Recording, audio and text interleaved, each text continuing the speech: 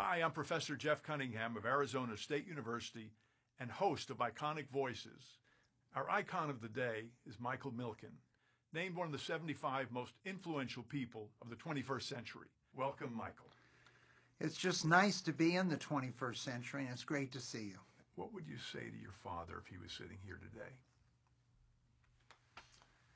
Well, let's start with my father. Mother died in childbirth. Father died in a car accident when he was 11 or 12, and he contracted polio as a young boy.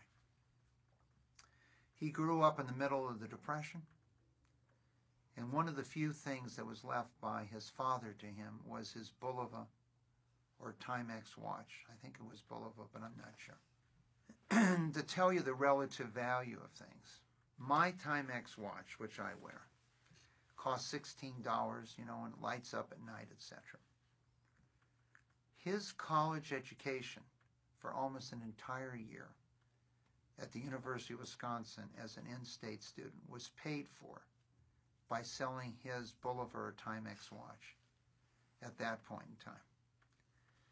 So for him, he lost a large percentage of his relatives in the Holocaust. And family and community was essential to him.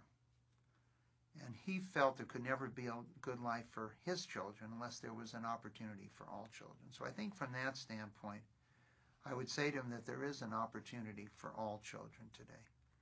If 40% of all the children in the world live in China and India, and then another percentage in Indonesia, there are opportunities for those children that there never was before, never were. And so I think that for him, as it relates to dying from melanoma, in an effort that myself initiated over a 5-year period and ended in failure with him dying, I would tell him today, Dad, we can relax because we're going to have a solution.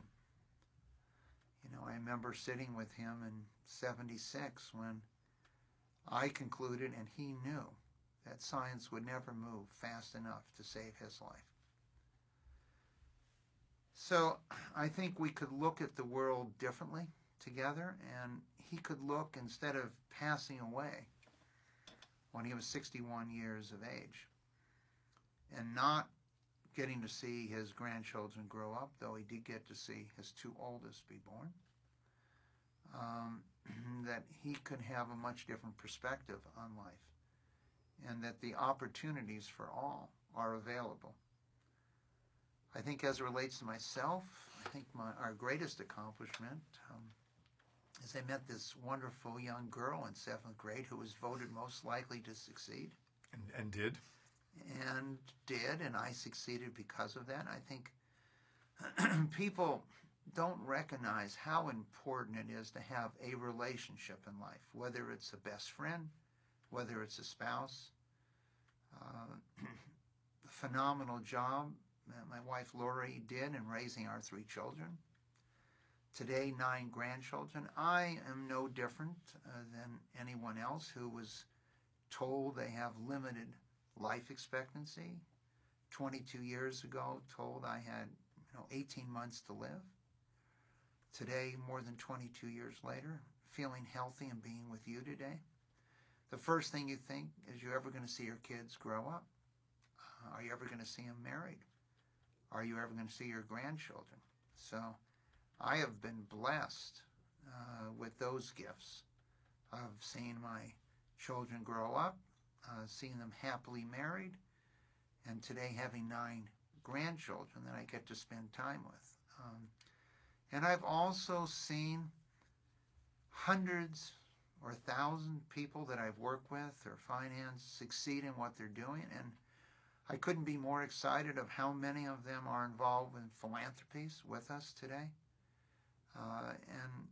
And my message that there can't be a great opportunity unless there's a chance for everyone, and many of them providing those chances today, makes me feel, that we've accomplished a lot in life.